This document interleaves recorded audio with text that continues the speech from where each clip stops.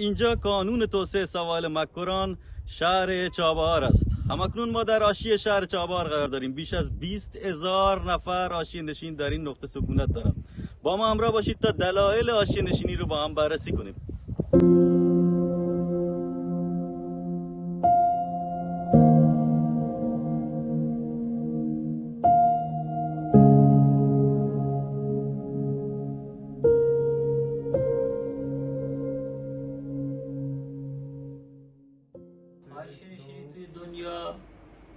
دلایل مختلفی داره. الان اگه جمعیت حاشیه نشینی بررسی بشه طبق آمارهایی که وجود داره، مصاحبه‌ای که آقای کوثر معاون سیاسی قبلی کرده بود بالغ بر 55-60 هزار نفر ما جمعیت حاشیه نشینی داریم. منطقه ما بزرگترین دلیلش عدم داشتن برنامه توسعه‌ای در روستاست.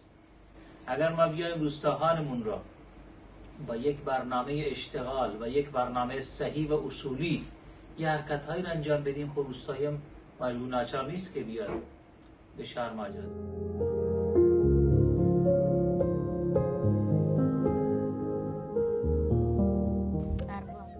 سرباز کجا جگه؟ سرباز گرم. لچه ماتکه من ملک شابیزی بیتا من از 6 سال که ماتکه. اولاد زنده بیتی ما و دیو ملک آبادی بیتا همی چند سال آبادی هیچ نی. ما را شده گلیتا ماتکی دا میرآباد کرد. دیدا مردم کاری دندای چوکی غریبی کن. او دم ما را هیچ نبیتا ما باغبات بیتیم اینو مجبور بیتیم آتکی او دیو ملک آباد بیتیم ملک هیچ نی ساعت بسته آبی مامی واسطات کیرا. واسه شما رو بوده با تارا کانال تو که زمین دی؟ آره با تارا زمین کانال تو کنی. چوی کانالی که 2 میلیاردی پول دسته شما واسه سود نبید؟ نه ما را هیچ سود نبیتا. سود رو در تری نبردن ما را غریبای چی نبیتا. دولت با هزینه‌های هنگفت با احداث سد و کانال آب را تا کویر باو رسانده است و شرایط لازم برای توسعه این منطقه محروم و مرزی را فراهم کرده است. اما به دلیل عدم مدیریت و نظارت سازمان‌های زیرا این مجموعه عظیم کشاورزی نقشی در تولید و ایجاد اشتغال نداشته است و در واقع اهداف دولت که توسعه مناطق محروم است محقق نگردیده است.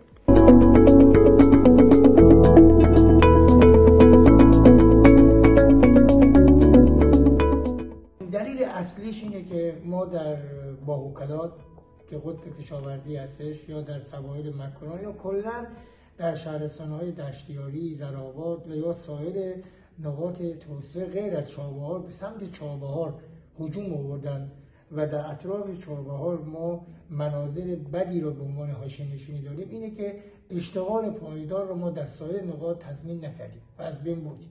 مثلا همین الان پروژه باهوکلات و قطب کشاورزی ما در باهوکلات میتوان تا 90,000 نفر تا 100,000 نفر در صورت مدیریت منابع آب موجود ما میتونیم مدیریت بکنیم. اینجا یکی از روستاهای بخش باهوکلات شهرستان دشتیاری است، روستای نوک‌آباد.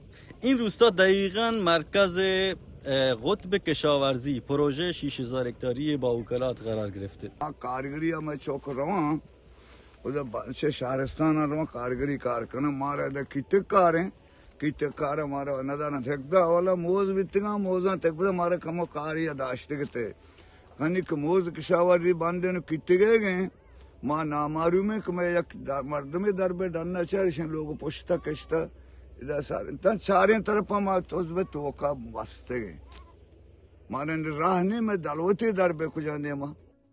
شما تو یکی از مصاحبهاتون فرمودید که از بازارچه ریمدان میتونیم شرایط رو فراهم کنیم برای واردات اقلام زیادی رو نام بردید، خصوص و از جمله موز و انبه، در حالی که شهرستان ما میتونه صادر کننده موز باشه. شاید به بنده این ایراد باشه که چرا مثلا گفتم واردات مثلا ما از مرز ریمدان به علت همجواری با کشور پاکستان که یکی از قطب‌های تولید میوه‌های گرمسیری هستش، ما بحث واردات مثل انبه، موز یا سایر محصولات کشاورزی رو داشته باشیم. مثلا همین انبه داره هم از مرزهای رسمی ما و هم از مرزهای غیر رسمی ما وارد ایران میشه. بالاخره ما باید کاری بکنیم که در بحث تولید مثلا میوه‌های گرمسیری به ویژه موز، انبه و سایر میوه‌های گرمسیری به بحث خودکفایی برسیم و عرض کنم خدمتتون که در نهایت از واردات این گونه میوه‌های گمسیری ما در واقع ایجاد ممنوعیت کنیم. مطمئنا همه آشیانشینا از شهرستان دشتیاری نیستن، اما یقینا راه پایان دادن به آشیانشینی توجه بیشتر به روستاها و توسعه روستاهاست.